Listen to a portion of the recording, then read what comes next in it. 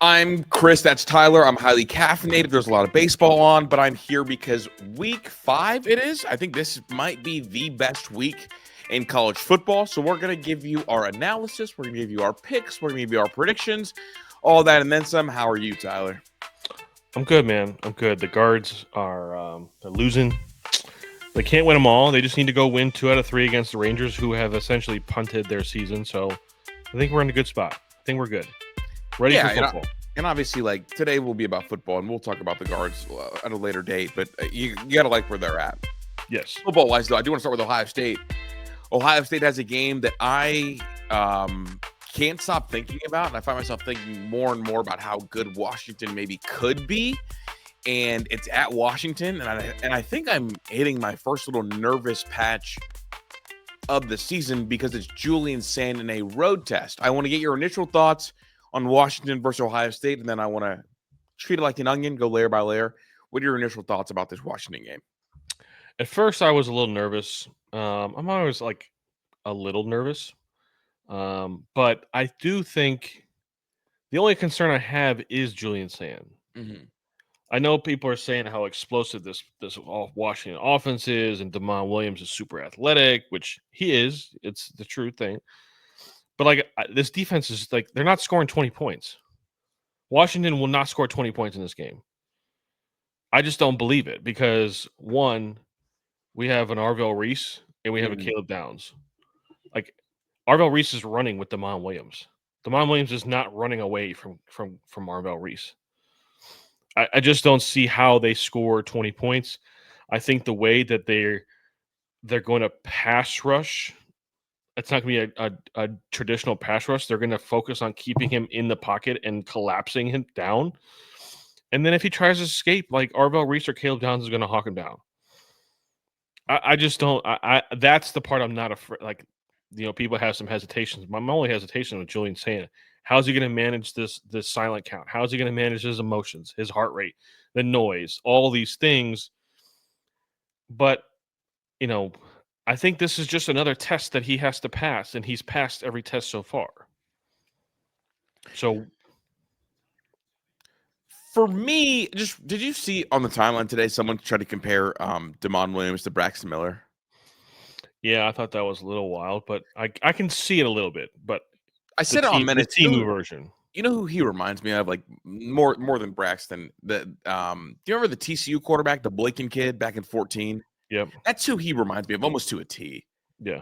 Like he's got good stop and go. His top speed is not near Braxton and his herky jerky. I mean, Braxton literally brought a whole bunch of basketball moves to a football field and had everybody looking silly. Yeah. It was one of the more electrifying players caught him in college football history. I don't think Damon Williams is that. But what I will say is I think that him creating with his legs almost worries me more with him looking downfield to throw. I think our team speed this year is the fastest Ohio State's been since Urban Meyer took over way back. I think they're fast at every single individual level. And with that, I don't really worry too much about him ripping off huge chunks. I worry about him scrambling around and then finding a bust down the field, I think, more than I worry about him running. And maybe that's the Arvell Reese thing.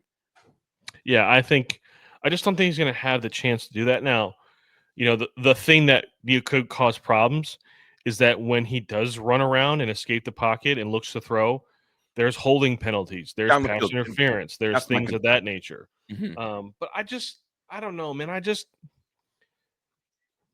Maybe I just trust Ryan Day too much is my other thing. He's 7-0 coming off a bye. His average margin of victory in those 7 games is 37 points. And they win big, Tyler, but I don't think they're going to win that huge. No. I'm not saying they're going to win by 37 points, but also the same token, Ryan doesn't lose non-ranked games. He doesn't lose the teams that aren't ranked. Yeah. Well, here we go. If you are going to lose a non-ranked game that's not Michigan, wouldn't this be the team? Because this team, like if I had an AP vote, I think I would have voted them somewhere between 17 and 19. That's fine. I mean, yes, I agree. The AP poll is straight garbage. Mm-hmm.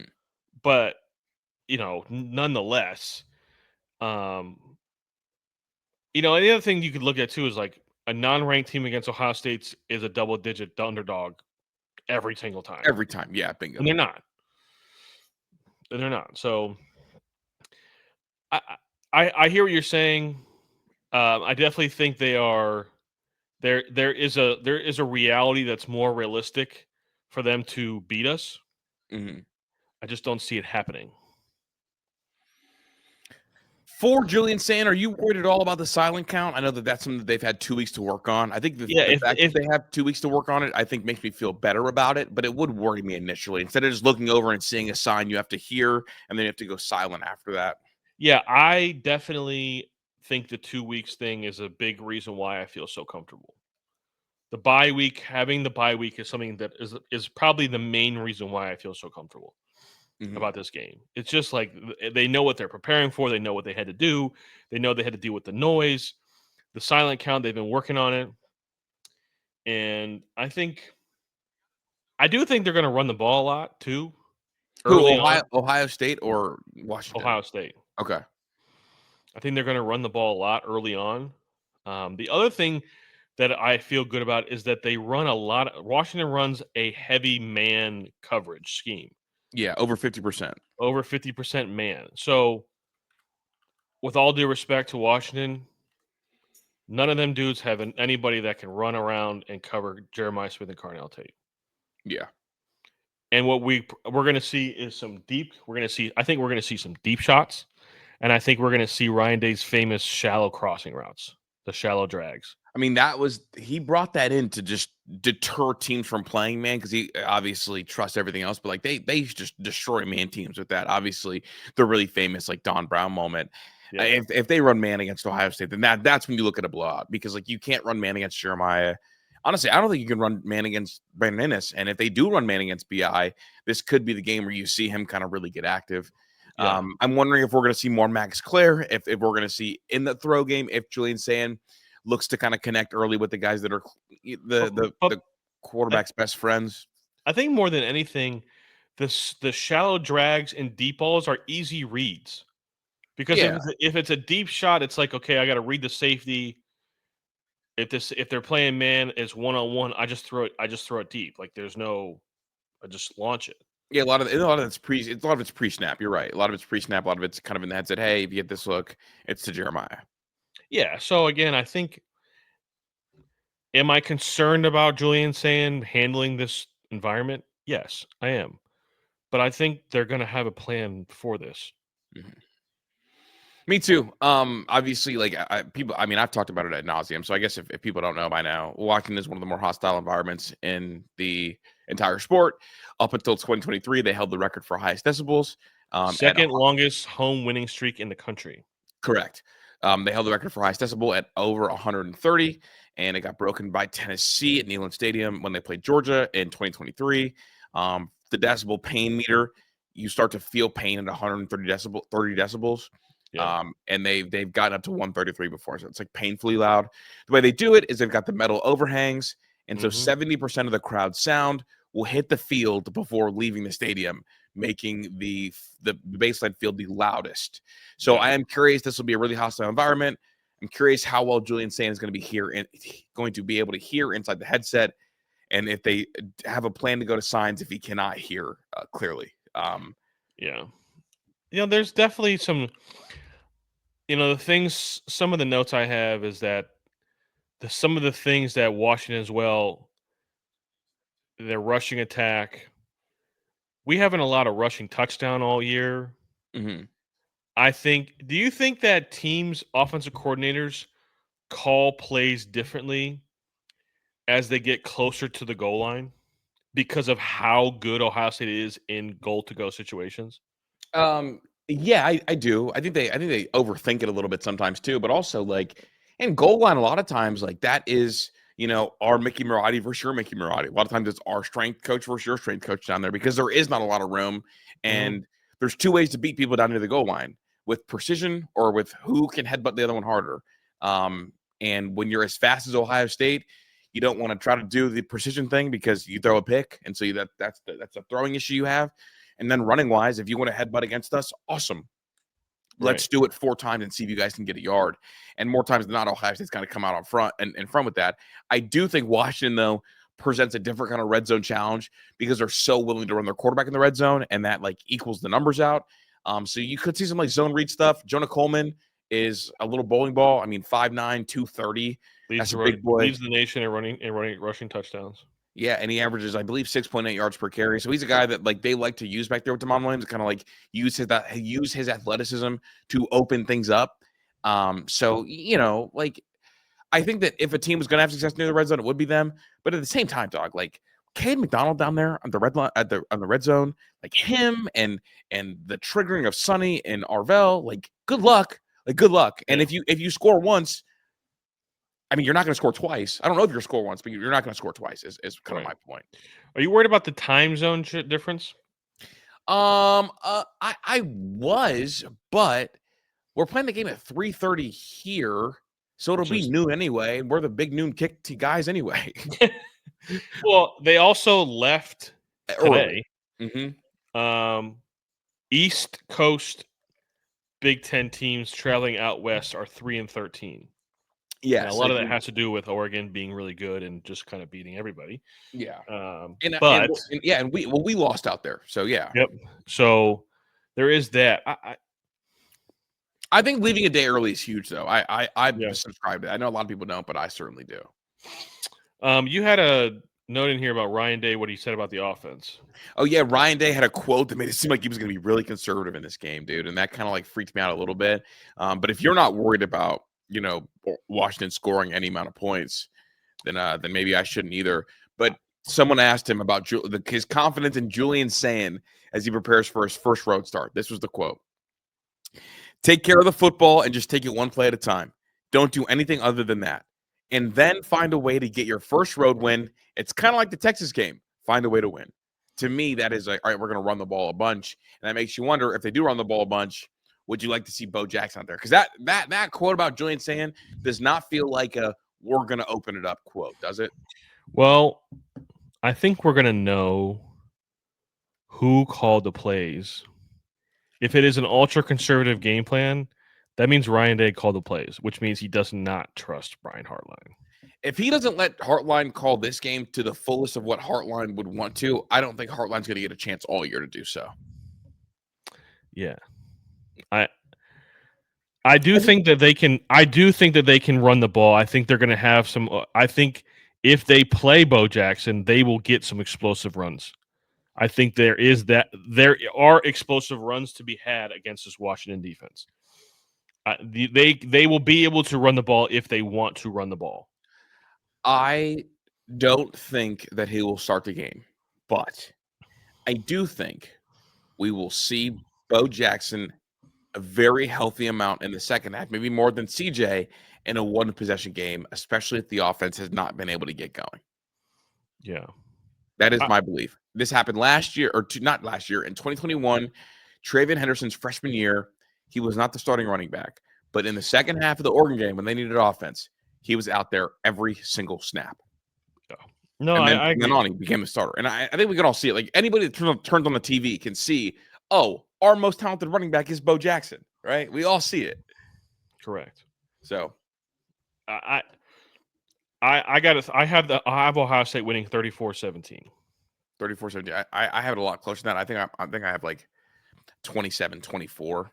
I think I think it's a competitive game for a while, but I really believe that Ohio State's going to win the middle 8. I think they're going to really dominate that middle 8 minutes, and I think that's going to be the difference in the game. I think Ohio State's going to be up a good amount, but Washington's going to score a late touchdown to make it like 17 or 24 to 26 or something. I think they're going to score a late touchdown to make it look a lot closer than it was. So you have Washington plus the points. Yes, I do. Okay. I do for that one. Hey, who do you prefer as a spy? Arvell Reese or Sonny Styles? Arvell. Or would you not spy at all and just blitz them every time? No, I think I subscribe to that. I think it's going to be. I think they should use Sonny. I think they should use Arvell. I think they should use Caleb Downs. And don't let them know who the spy is. You know what I want to see? I want to see McClain do the thing that I couldn't put into numbers that Lathan Ransom did. I don't want to spy Arvell too much in the first half. Go get him. And if he gets a little bit too far away from that line of scrimmage, McClain, take his soul from him. Because if you hit him so hard to where my spleen hurts, he won't run anymore. He's not a big guy. No, he's not. And we saw what was Lathan Ransom doing to kids in that playoff run. Handing out CTE like it was Halloween. Halloween candy. He was speed running CTE for everybody. No consent, just getting popped, dude. Nico broke his helmet. Twice. He broke 2 helmets. He broke. Arch Manning got knocked out cold. Ain't been the same since. Who was the running back for Oregon? Jordan James? Jordan James, Dylan Sampson. He was going belt to ass on all of them. Yeah. So, look, I'm going to blitz Arvell. And Damon Williams, I would like you to throw the ball away. If you don't throw the ball away, I want McClain to come make sure you throw the ball away next time. Come clean him up. It's a violent game. It's a violent game. Not that we're advocating for handing out CTE. Clean tackle in the chest. Hit him. There's zero chance that Washington's ever seen speed like they're about to see from another team's defense. Bingo. Bingo. Bingo, bingo. I want to jump to the next game. Georgia. No, I don't. I'm going to go Penn State, Oregon. You want to go first? Sure, I can go first. All right. So the line of this game is Oregon at Penn State. Penn State is a 3.5-point favorite. This is, to me, the biggest game of the day. I think this game, the pressure falls directly on Penn State and James Franklin and Drew Aller. They're at home. They got this stigma that they can't win these games against teams of equal or slightly better talent. They don't rise up, in a sense. I just don't trust. I don't trust Drew Aller. I don't trust. Well, it's not that I don't trust Drew Aller. I don't trust James Franklin, and I just haven't seen it from Drew Aller. Like, I'm waiting for it. I think it's there. I think it's in there. When is it going to come out? Hey, it's okay. You can say it, Tyler. If you don't trust Drew Aller, just say it. So we. I don't not trust him. He doesn't give me a reason to not trust him. He just hasn't given me a reason to believe that he can do this. So what is it? You're like halfway in, halfway out. Pick a side. I just said I think he's capable. I think he's capable. He just hasn't done it, and I don't believe that he's going to do it because of the weapons he has and the coaching he has. In this business, a lot of it's about being right or wrong. But in this business that we're in right now, too, it's about I'm going to be early because I will not be late. This is going to be the game. Look, it's fair. I understand. If no one trusts Drew Aller, awesome. Someone's got to be first before he does it. I'm going to be first. Am I going to be first for a long time and look silly? Yeah, it's been 3 years. I've been first for 3 years. I'm not getting off now. And 2 parts. I don't think they need him to be great to win this game. They need 5 good throws. Drew Aller has 5 good throws in this game. Penn State's winning. I think Drew's going to give me 5 good throws. I think. And not just like good, like high leverage throws. He gives me 5 of those. They're winning the game.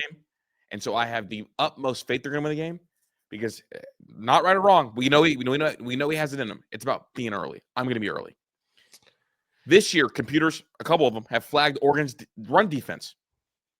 Last year, Penn State in the title game ran for 300 yards against them. We talked about this, and it still wasn't enough for Penn State. But the counter side is Tom Allen had marbles in his mouth, knowing that Penn State can understand what he was saying, and the headset and the defense was horrible. They have Jim Knowles now. Jim Knowles in neither game was that bad against Oregon. Even the one where they lost at Ohio State, it wasn't because of scheme, it was because Denzel Burke forgot how to play corner for 30 minutes. Was it Jim's defense in the Rose Bowl or was it Ryan's defense? I hate that. I hate that. I thought you would tee up that nonsense. I was just curious, though. I was curious. I just wanted to get your reactions. I wanted to say that. No, I was fishing for a reaction. No, you got me. You're not going to get a reaction because I have Penn State winning this game. Oregon coming over here, playing in a whiteout. Their offense is going to be better than last year. And while people talked about how bad this Penn State team or how bad they've looked, they've still sleptwalked to beating teams by 40 every game. Like, that's what a truly elite team does. I don't have to be dialed in to beat the bad teams by 30 or by 40. That's what Penn State looks like. I got Penn State winning this game. I wouldn't be surprised if Penn State won by multiple touchdowns. Whoa. I think Penn State is really good. And I think, here we go. We're going to revisit this episode. 20 minutes into this episode, Tyler. When Penn State wins this game, the ESPN narrative, the narrative on our wrap-up show on Sunday is going to be, should Penn State be the number one team in the country? That is the kind of statement I think they're going to make this weekend. And I believe in it. For Ohio, for Medina. And at the end of the day, shout out Medina. I think Oregon still might be a pretend Big Ten team. Just kidding. They won the Big Ten title last year. Just hating way too hard. I have Oregon winning by 6. Okay. Ooh, 6. Well, they're a 3.5-point underdog. I'm not saying it's going to be a bad game. That whiteout is going to have them boys in hell. Believe me. They play in Autzen Stadium. They're used to loud environments. They're used to loud. One Nike 0. Here's my biggest thing is, yes, they have won by 40, but Drew Aller, like Julian Sand, has thrown for 300 yards in 2 games against bad teams. When has Drew Aller ever thrown for 300 yards ever? You're right. I'm waiting for Drew. In those type of games, if Drew Aller is really the guy, he throws for a lot of yards, easy, cheap, stupid yards. Here's my pushback. Do you think it is in Drew Aller to throw for 250 yards or more? No. You don't think it's in there at all? I haven't seen it. I can't say. No, Tyler. This conversation about have you seen it or not? This is about being early or being late. Are you early or are you late? Do you think he's capable of doing it? I've said that I think it's in there. I just have never seen it, and I don't think this is the game I'm going to see it. Here's the thing. I think they will beat Oregon even if he throws for under 250. Dog, it was a one-possession game last year, and their defense was the soft butter. The butter was Oregon's. Huh? Both defenses were soft butter. Well, I'm saying Oregon's what? No. Whoa. Oregon had a better defense than Penn State last year. Not in that game. Cold with Nicky. Penn State ran for 300 yards and lost. That's what I'm saying. All right. Who this year has a better defense? I don't know. Neither one of these guys have played anybody with a heartbeat. Penn State has a better defense. Which team improved more on offense? Penn State. They've got the best offensive line probably in the country. All right. You know what the cool thing about this thing is? Let me ask you this. No, because we don't have to argue. Because one of us we're not arguing. I'm going to ask you a question. I just want to ask you a question. Whose coach do you trust more? Not the one that looks like Mr. Potato Head. We know that. So, and that's how you know I have conviction and that I think this Penn State team. Look. At the end of the I'll strip the whole thing down. All the numbers, scratch the Oregon soft run defense. I just think the boys at Penn State are better. That's really it. That's what it comes down to. I think Penn State has better trenches than Oregon. I mean, that I think you actually have a legitimate point there. I just think in these games, Penn State, and more specifically James Franklin, have given me no reason to think that they can do it, especially when the other coach on the other side is going to cut it loose. One coach is going to shrivel up and pray that his boys can pick him up. And the other one's going to cut it loose and let him go run wild. That's fair. This is early versus late. Hey, that's what this is. That's fine. You don't think he'll do it this game? I do, because I think it's in there. I think the final score of this game. You're a coach. I'm a prophet. We're different. I got Oregon 34-28. Okay. I got Penn State. I don't have a score, but I have. Come on, give me a score. Give me 17. Give me 20 Oregon, 31 Penn State. Okay. Georgia, Bama. Does Kirby have a Bama problem? I think he slays the demon this week. Does he get credit for it, though? Yeah, I think he gets credit for it. He's going to get credit for it. I think it's definitely something. I don't think he kills the. You can't lose to Alabama as much as he's lost to Alabama, and like all of a sudden it just erases everything, right?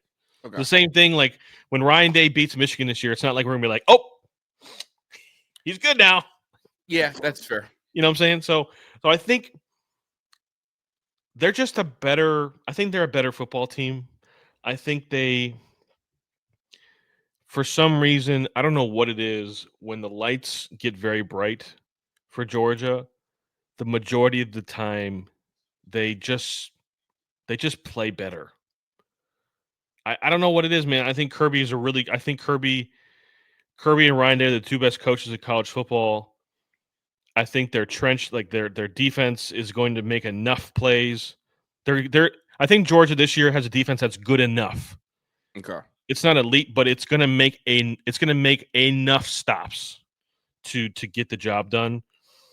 And I am concerned about Mike Bobo because I know what they did to Tennessee, but I still don't believe. This is funny because we're on opposite sides again. I've got Alabama. I don't feel good. I don't feel as I don't feel the same conviction I had with the Oregon game. I think Georgia's defense is really fraudulent, and I don't want to do this, but I'm going to do it anyway. Do you remember when Kirby Smart left Alabama? Yeah. And it was Pete Golding afterwards. Yeah. And Pete Golding for a little bit when they won a natty, it was like, oh, like this is the real deal. Like this is awesome. Like he's the guy. And then the further they got away from Kirby Smart, we saw the defense start to get a little more leaky, right? Mm-hmm. A little bit too many explosive plays here and there. I think time is a flat circle, and I think we're seeing that same thing. Dan Lanning leaves Georgia, and at first it's right. It's good with Glenn. And then since then, yeah, it's a little leaky, a little springy. I think Joey Aguilar is a good quarterback. I think Joey Aguilar is being inflated because people have a perception about the Georgia defense that he carved up. I think Ty Simpson is better than Joey Aguilar. I think, and honestly, I don't think it's much of a debate, personally. I think that Ryan Williams is better than Chris Brazzell. I watched Joey and Chris look like Matt Stafford and Calvin. It's not supposed to happen like that. And I think Alabama has the weapons and has the run after catch to make this a shootout. And I know Mike Bobo won a shootout last week. I don't think Mike Bobo can win back-to-back shootouts. And so I would bet against it. So I'm picking Alabama because I think Ty is good enough. And I think that an NFL OC is going to out-scheme a college DC. Well, here's the issue. The main thing that's giving me reason to pick Georgia is that under Kalen DeBoer, Alabama is really bad on the road, and at Georgia, you just don't win in Georgia. Fair. Every loss that he's had at Alabama has been on the road. Mm-hmm. They're just a different team for some reason, they're a different team on the road. And it's like, and also it's like law of average. At some point, Kirby Smart's going to beat Alabama. They're just going to do it. I used to believe in the law of averages until the Michigan thing happened. But also, here we go. Do you really believe in like? Yes, the law of averages is a thing, but here we go. If I flip a coin twice and it lands tails both times, what's the odds that it lands tails? Like if I go flip it again, is it still 50-50 odds or no? Yeah, it's still 50. Yeah, so it's still 50-50 odds. So no, I know. I hear you. Give me the better quarter. Who do you think is a better quarterback, Stockton or Ty? I think Ty Simpson's definitely more talented than Gunnar Stockton. Yeah, I think Ty Simpson's a better quarterback. Okay, I would say he's a better quarterback than Gunnar Stockton. You know me, I'll rock with that. So that's just my stance on it. And I think that Ryan Williams has a fabulous game. And here we go. Ryan Williams in primetime is electric, right? Yeah. What did I say the line on this game was? The line on this game is Georgia minus 2.5. I have Georgia winning by 6. Which means neutral site they would favor Bama, right? What's the the rule of thumb is 3 points for a home field advantage. Makes you wonder. Here we go. Super talented team. I mean, Bama's going to figure it out. So I hope it's this week. And do you have any more thing else in that game? Or you got to go to USC Illinois? No, I think I'm good on that game. It's just one of those things where you're saying that the two longest home winning streaks in college football are going to end this week. Yeah, well, the longest one of them ended last week. Who? Oh, no, Illinois had the longest win streak, not home win streak, had the longest win streak in college football. Yeah. Until they lost by 50. Speaking of Illinois, USC, Illinois in Champaign. That's the big noon kick game. USC, their game last week was 11 p.m. This week it's at noon. And which is going to feel like 9 o'clock in the morning. Correct. USC is favored by 6.5 at Illinois. Yeah. I'm taking USC to cover. I have them winning by 10. Mm-hmm. I think that this, unfortunately for Illinois, they got exposed so badly for having just the most vanilla athletes ever in the secondary. And this is a lesser version of Indiana, but another version of Indiana. Another version, yeah. This is a quarterback who's really hot, who's on, receiving core that's, has some dudes. Lincoln Riley has, he's an offensive guy. Yeah, they have Jaden Maab is completing almost 70% of his passes, 14 yards per completion. I think it's just going to put Illinois in another tough spot. It's just a bad matchup. Do you worry about the sleepwalk from USC? Because this feels like a classic Lincoln Riley special. And if I pick Illinois, it's because of that. Oh, yeah. 100%. Like, I don't really have good reasoning. Yeah, no, there's definitely something that thought of that for me. But I think Jaden Maab might be he's been I watched some highlights. I watched more like extended highlights so I could see some low lights as well. Yeah. And I think Jaden Maab might be one of the better quarterbacks in the Big Ten. I'm double checking this, but he was committed to Georgia out of the portal? Yeah, he's from Hawaii. So he was committed to Georgia out of the portal. Yeah, so he entered the portal, committed to Georgia out of the portal, and then flipped to USC. That's a couple weeks later in the portal cycle. So he's supposed to be the quarterback at Georgia, but ended up doing the flip. 6'4", 230. So I like the kid a lot, bro. I thought the kid should have played last year, and I was shocked that he lost the quarterback battle to Miller Moss, which I think that was more about pre-promises because this kid can play. Yeah, I think he's legit. I think he's, I'm going to choose the better athletes for the most part. I think I'm going against that when the Georgia-Alabama. I'm taking the better quarterback in this game. Yeah, I like Jaden Maab a lot. I'm probably going USC too, but to be honest, dude, I would not be shocked at all. It would just be oh, USC. So do you have an Illinois cover? No, because I think they're either going to quit or win. Fair. Yeah. Fair. And here's the thing: if Maeva gets going, if this ends up being a shootout, give me Lincoln in the shootout. Yeah, I think it's more likely to be a shootout than it is to be a defensive struggle. Yeah. I think even if Lincoln Riley is sleepwalking, he can still sleepwalk a passing game to 28 points. To 35, yeah. So I do think the time thing though is funny and interesting. Yeah, it's definitely funny. I think it's definitely part of it. But again, when Lincoln Riley has his guy under center, they're gonna score points. Yeah. He's never not scored points when he had his guy under center. No, 100%. So Indiana, Iowa, I'll just save you a lot of time. I think this is belt to ass. Yeah, Kurt Cignetti just likes beating the shit out of people. I think this is belt to ass. I think that by the time we wave at the kids in the third quarter, it might be 59-4. 2 safeties. 59-4? 2 safeties. I think they're gonna be waving goodbye to that kid because it's damn, that's fucked up. I meant by the game's over. Damn. I think, yeah, this is probably this smells like a 40, 43, 10, 14, something like that, 13. Yeah. This feels like a SIG blowout.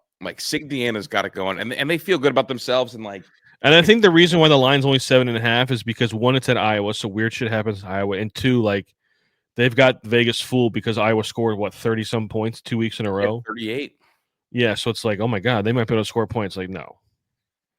Don't They're going to let be it forced to fool throw. When Iowa is forced to throw the ball, they got no answers for nobody. Yeah, it's going to be horrendous when they get forced to throw the ball. Yeah, Horrendous. I think this is the one I feel the best about of all my picks. I have the most conviction in that one. Same. I have the most conviction in that one. Second most conviction in the Penn State pick. Ole Miss, LSU. Give me Ole Miss. Dude, as soon as I saw Trinidad was likely going to start the game, I'm like, oh yeah, like I like the Trinidad kid, and I think he's a really, really good ball player.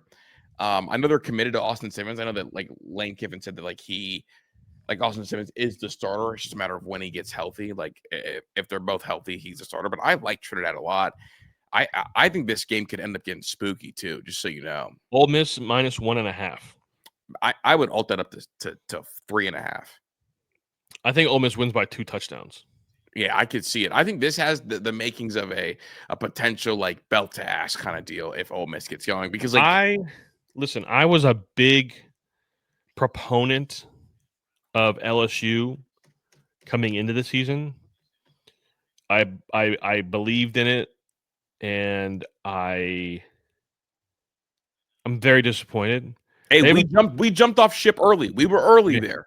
Yeah, we were early jumping off the ship. They haven't scored 23 points against an FBS opponent yet this year. And I was the earliest on Nussmeier. That's a wild stat. That's a really wild stat. Yeah, you were. I kind of wanted him to be good because I wanted the Browns to have a big armed, big kid quarterback. Yeah. And Brian Kelly sucks. He's just an asshole, and nobody likes him. And Lane Kiffin, like, no matter like, LSU's defense is improved from last year, 100% improved. However, Ole Miss is going to score 30 points. They're just going to. Lane Kiffin is also one of those coaches that's going to sleepwalk to 35 points. It's just what happens. And it's at home. Like, to me, this is a layup. This is I think Vegas is giving too much respect to LSU. I think it's 34-20. Deuce Alexander, Harrison Wallace, Lacey, Trinidad. Those four are so dynamic. And when you've got 4 dynamic guys and the one being a quarterback that's really mobile, you're in for a world of it. He's only started 2 games, and Trinidad Chambers already has 200 yards rushing if you take away some sacks. And he's got 700 yards passing. We're talking about a really dynamic player in an offense that could really get it going. And you just detailed it. LSU has trouble scoring. So I like Ole Miss in this game. I think Ole Miss could put everybody on notice, and I'm expecting I'm expecting people to say this one's not that impressive for Ole Miss when they get it done, because I think they could beat them that handily. I think this is the game where Ole Miss also establishes themselves, like enters the chat when it comes to winning the SEC. Okay. Like they are like, okay, now the Ole Miss is part of this. So I definitely think that it's going to be. I feel pretty good about this pick too. I'm gonna paint you in a corner real quick. Who do you have more faith in winning the conference, Ole Miss or Penn State?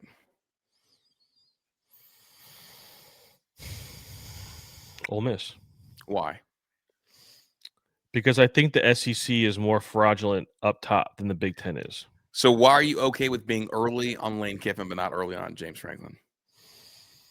Because here we go. What has Lane Kiffin done every single year? Lose games he shouldn't lose. And James Franklin is not doing that anymore. He does not do that. Is it because he has hair? No. Lane Kiffin is like one bad haircut away from a tube. Okay. I'm just saying, like, you're okay with being early with Lane Kiffin. I'm just trying to figure out why. Is it pretty privileged? Is it Joey Freshwater? Is it because it's a pretty watch? Like what is it? I think it's the fact that I think that he can score with anybody, and I also think that Ohio State's going to beat Penn State. So let me look at Ole Miss's schedule real quick, just so I can. Like I a want good to make neighbor, Chris Drew is there. They got LSU, Washington State, Georgia, then Oklahoma, and that's going to be John Mateer back. South Carolina, Citadel, Florida, Mississippi State. Are we sure John Mateer will be back for that game? Yes. I don't think it matters. I think they're going 11-1. with their loss being to Georgia. Yeah, and then they'll play Georgia in the SEC championship game.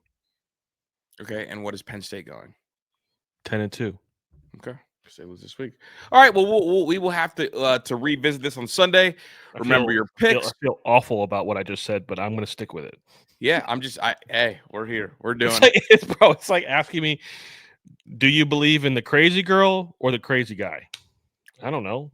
You always believe in the crazy girl. Because the crazy girl is always fun. The crazy guy is dangerous. Well, that was sexist. I'm Chris. That's time.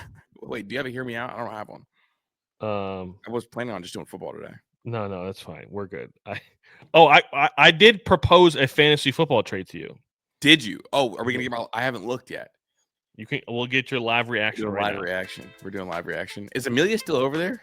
No, she went to bed. Okay, because I want to trade with her. Okay. 1 sec. The fantasy football. Boom, boom, boom. The ESPN app kind of sucks this year. Yeah, that's really, my hear me out. The ESPN fantasy football app stinks this year. Trade. JSN and Quinshon Judkins for Derrick Henry and Chris Olave. Here's a ticket, a first-class ticket to fucking hell, buddy. Fuck no. Get the fuck out of my face. What is that? Trying to fleece me on national television. Absolutely not. Okay. Chris is catching hospital balls, man. Let's not pretend that was the worst trade you've ever seen. That was awful.